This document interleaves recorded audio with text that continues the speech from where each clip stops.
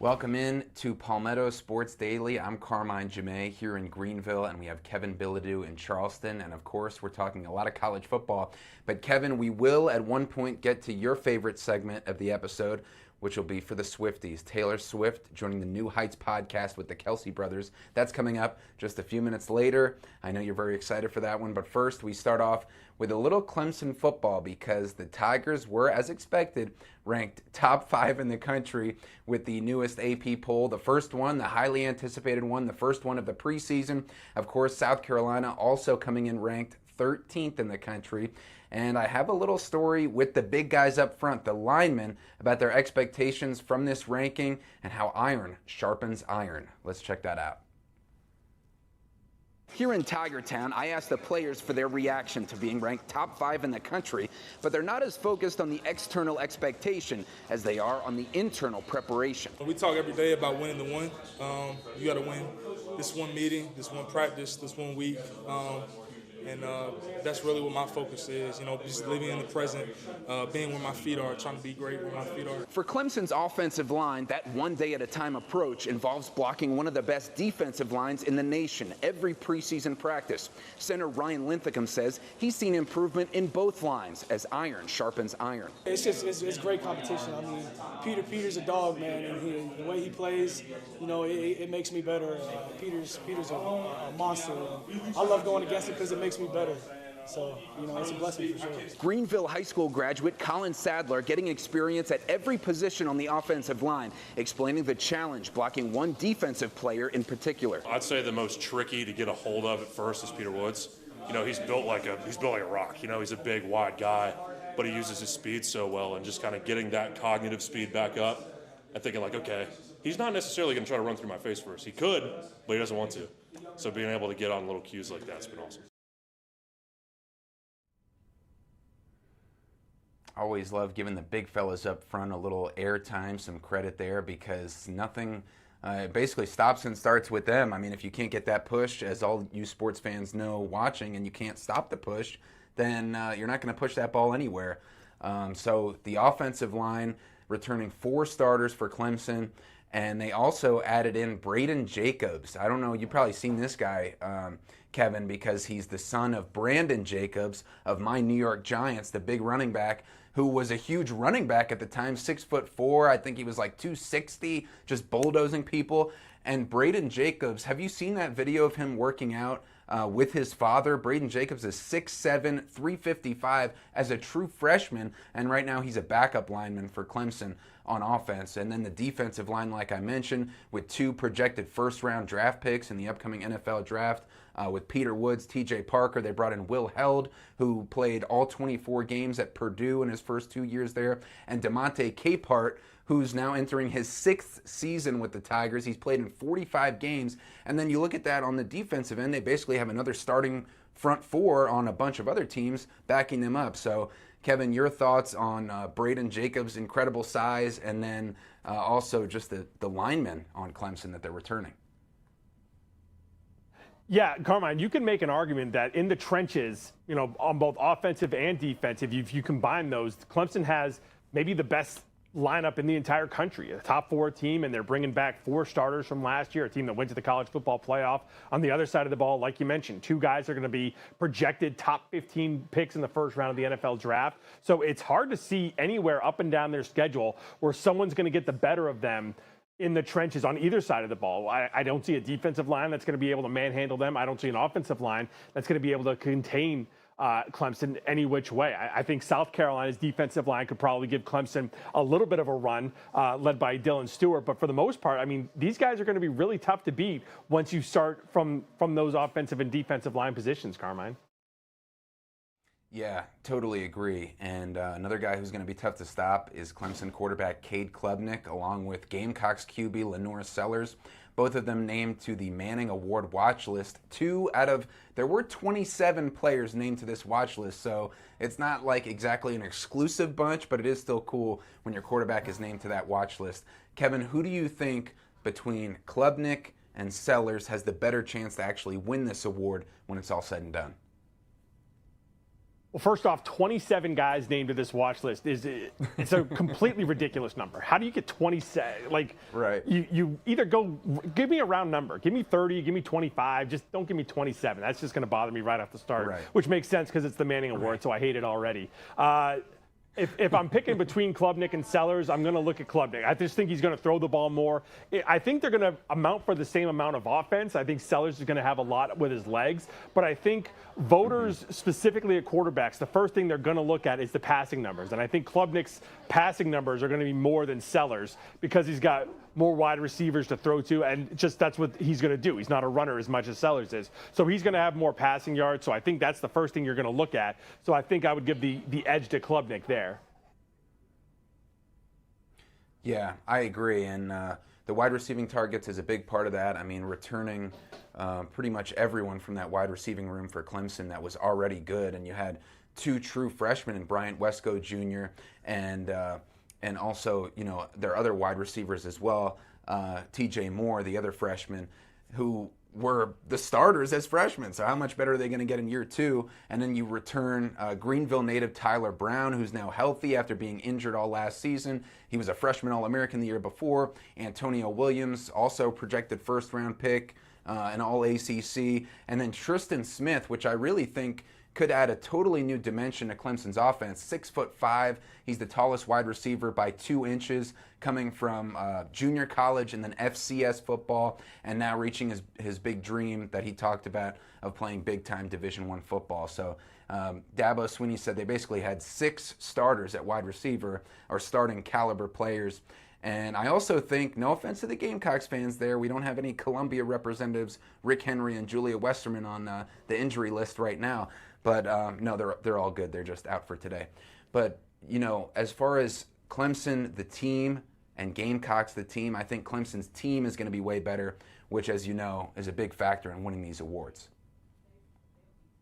Yeah, I'm not sure I would say they're going to be way better. I think their schedule is going to be much easier. I think they're going to be able to have the opportunity to get more wins because I think that South Carolina's schedule is a gauntlet when you look at the preseason rankings. Yeah. And I think, 6 or 7 teams that are ranked in the preseason that South Carolina is going to have to go against. So it's obviously a tougher schedule. I think Clemson's going to have an easier schedule, which is more time to throw the ball, more opportunities to throw the ball, and a chance to put up better numbers, which is, again, why I would give Klubnik the slight edge over Sellers, here, at least here in the preseason. Yeah, and that's well put. And I really mean, like, as far as way better, I don't want to offend anybody, like I said, but like as far as at the end of the season, what their record's going to be, where their standings are going to be, but then that all goes out the window when you get the Palmetto Bowl with the Gamecocks and Tigers against each other. But we also have some interesting wrestling news, Kevin, to get to. It is. It's becoming a hotbed here in the Low Country for wrestling. WWE's NXT brand is coming early next month, September 6th, here to the Charleston Convention Center. One of the guys who wrestles for NXT is Trick Williams. And if you don't know who he is, he's the current TNA World Champion for NXT. And he's also a former South Carolina football player. Played for Steve Spurrier back in the mid-2010s. So got a chance to walk on at South Carolina after playing at Hampton for a couple years. He's a Colombian native, so playing for South Carolina was his dream. I got to talk to Trick earlier this week. We talked about his wrestling career, but also talked about his football career with the Gamecocks a little bit, and had a great story about playing for Steve Spurrier and the first time he had a meeting with Steve Spurrier before his first practice with the Gamecocks. So here's Trick Williams. My first day at spring camp, I lie you not, this is what he said. He went to the whiteboard and he started writing down all the positions on the offense: quarterback, running back, offensive line, tight end, wide receiver. And he said, quarterbacks, today you're going to throw the ball. Offensive line, you're going to block somebody. Hopefully, isn't that right, Mike Matulis? Wide receivers, we should catch the ball. Running backs, we should run the ball. All right, let's go practice. You know what I'm saying? Like I said, I played football for my whole life at this point, transferred from Hampton University to South Carolina, tried out. Hundreds of people tried out. I made it. I'm in my first meeting. I'm with the HBK, the head ball coach. I'm sorry, HBC, the head ball coach. The head ball coach. And this is my first meeting. And I can't wait to see, you know, this magical knowledge that he's going to bestow upon us. And he says the basics. And I was like, man, like that's all it is. You know what I mean? We try to overcomplicate stuff, but it's not overly complicated. Just do your job and you'll be okay.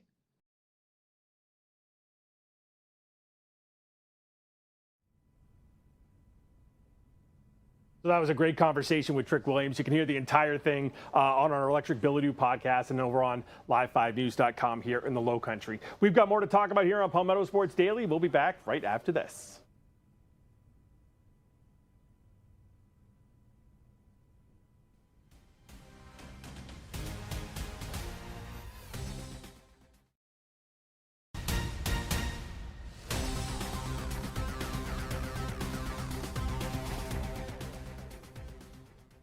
Welcome back to Palmetto Sports Daily. We stick with football, but we move up to the NFL where the Carolina Panthers in action with their second exhibition game of the preseason coming up on Saturday. They travel out to Houston to take on the Texans, needing a better showing after what they had in that first preseason game last week, a 30-10 loss to the Cleveland Browns.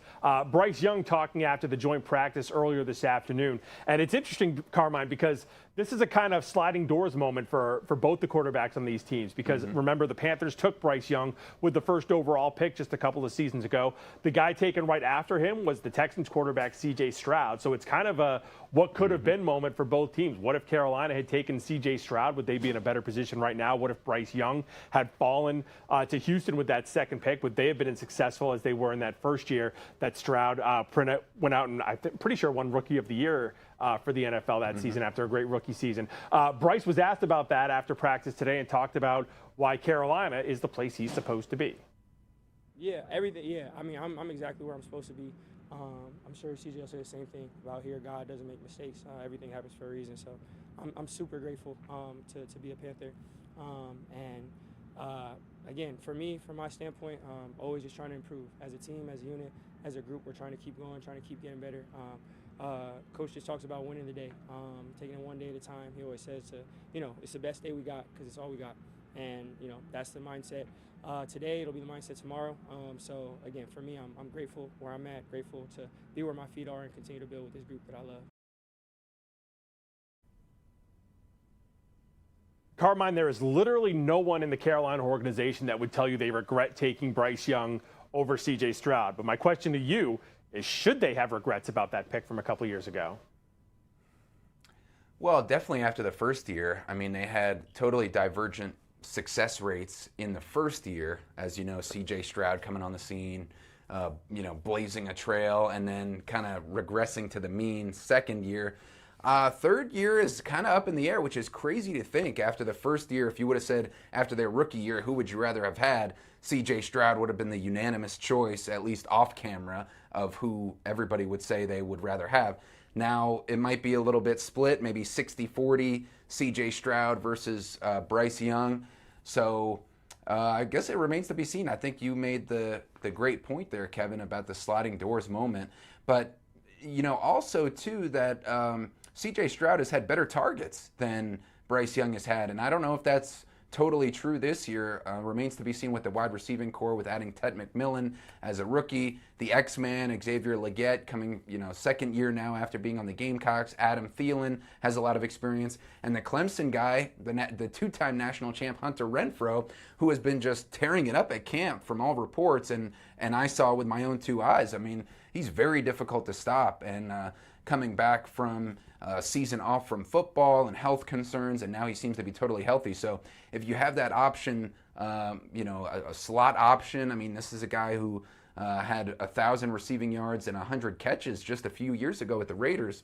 So as far as like wide receiving core, I feel like this is the best that Bryce Young has had. So I think it remains to be seen. But what do you think as far as the comparison of the two guys? Seems somewhat equal now. It's definitely a lot closer now than it was a year ago at this time. I guess the other question is, if you had switched them, I don't think there's any doubt that Houston has had a better team around C.J. Stroud the last couple of years than the Panthers have had around Bryce Young. But if you had put Bryce Young in that Houston situation 2 years ago, would he have been as successful as C.J. Stroud was his rookie year? And would C.J. Stroud have struggled in Carolina the way that Bryce Young did that first year? I think that's the big question. Bryce Young would have been to the same level of C.J. Stroud, but definitely the situation would have played a big role, and C.J. Stroud would not have been as successful had he been on the Panthers. But now we're going to get back to the football talk that you've been waiting for, Kevin, and everyone also has, because it's the Kelce brothers with the biggest football fan, possibly most popular football figure in the country right now, Taylor Swift, right after this.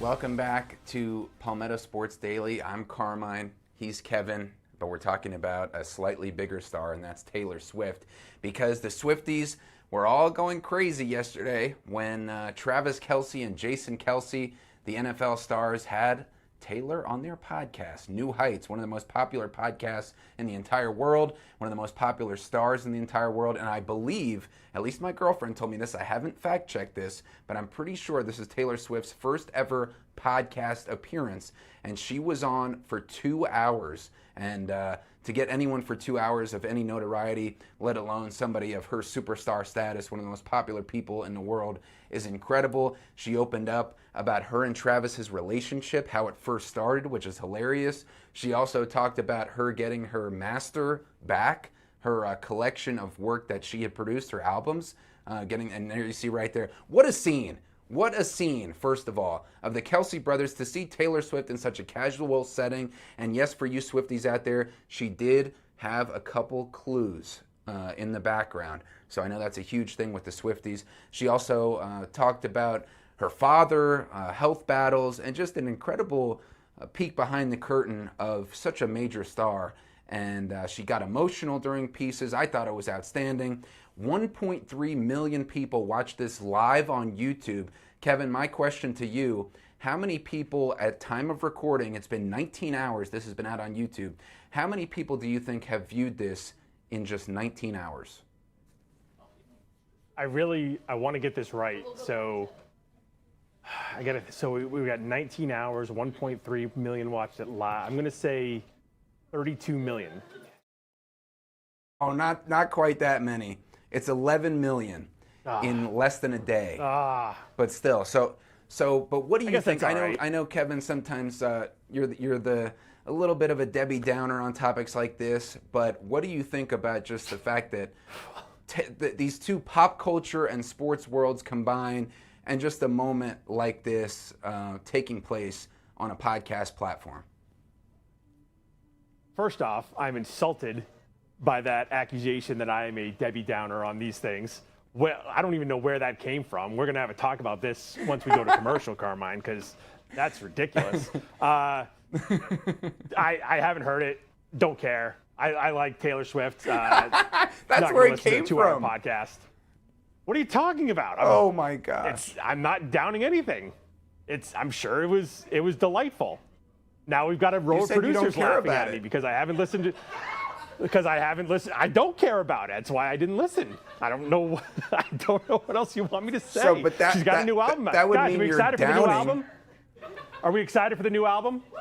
Yes, lots of excitement here in the newsroom for a new album. What were the clues, Carmine? You're talking all about these clues. Yeah, the clues. She was dropping clues like TS in the background of the setup there with her BF Travis, and but very cute also interactions between them. Just the initials of her name, TS. How is that a clue? We know her initials. This is the new album right here that Kevin is going crazy about. The Life of a, is it Showgirl? Oh gosh, I've already ordered it in vinyl. The vinyl, by the way, is really cool. It's orange, and so. Taylor's saying she's felt that exuberance about this album. This is all talking about the behind the scenes of her life on the road, which I learned I'm not a Swiftie per se. I am a respecter of her craft and her work to get to the level that she is. There you see the orange vinyl, so I know what I'm talking about. But she has 12 songs on there. It's all about her life on the road because she did 150 shows of her Eras tour that recently completed. She taped this music while on the road doing that, and so it's the life of a showgirl. But we have more about the life of show boys, me and Kevin. Oh, we can't talk more about this? Are you sure? Come on.